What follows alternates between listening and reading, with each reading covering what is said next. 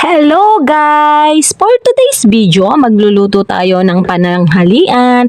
Tamang-tama, may nagbigay sa amin ng upo na bagong pitas. Kaya ito po yung lulutuin ko for today's video.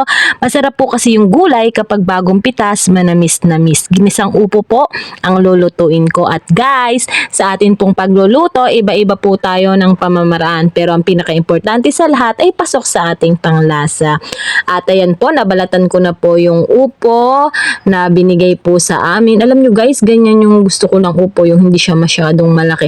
At hiniwa ko muna po siya pabilog at sumunod po ay pahaba.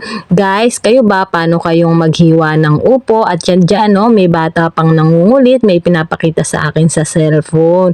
At eto na po ang upong nahiwa ko, tamang-tama po sa amin. At sumunod po ay binalatan ko na po yung bawang at hiniwa ko na din po.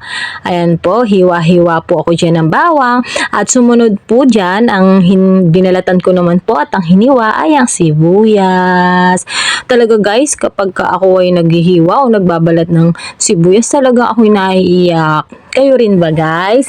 At pagkatapos po ay sinalang ko na yung kawali at una ko pong inilagay yung bawang, sumunod po yung sibuyas. Ganun talaga akong magisa. Guys, inuuna ko yung bawang, sumunod yung sibuyas at inilagay ko na po yung upo at pagkatapos niyan ay tinakpan ko na po yan. At yan, nung medyo uminit-init na, ay binuksan ko na po at nilagyan ko po ng tubig, konting tubig, asin at maging sarap. Sa paglalagay guys ng tubig, kayo na yung magdesisyon doon kung gaano karaming tubig ang ilalagay nyo. At yan, may tira po kaming chicharon, kaya yan na lang po yung isinahog ko. Pwede nyo rin pong isahog dyan yung mga sardinas, ganon. At ayan na po ang ating ginisang upo.